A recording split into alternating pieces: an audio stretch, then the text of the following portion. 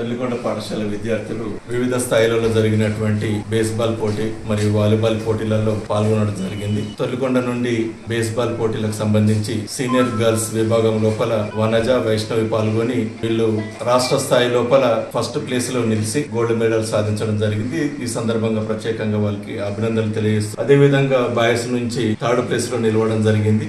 వాళ్ళకు bronze medal వచ్చింది. వాళ్ళని కూడా ప్రత్యేకంగా అభినందించడం జరుగుతుంది. తొల్లికొండ పాఠశాల నుండి వాలీబాల్ లో పాల్గొన్న మా విద్యార్థి రాజు జిల్లా స్థాయి లోపల సెలక్షన్ అయి రాష్ట్ర స్థాయి లోపల పార్టిసిపేట్ చేయడం జరిగింది. హెచ్జిఎఫ్ తరఫున నేషనల్ సెలక్షన్ లోపల రాష్ట్ర స్థాయిలో పార్టిసిపేట్ చేసి రావడం జరిగింది.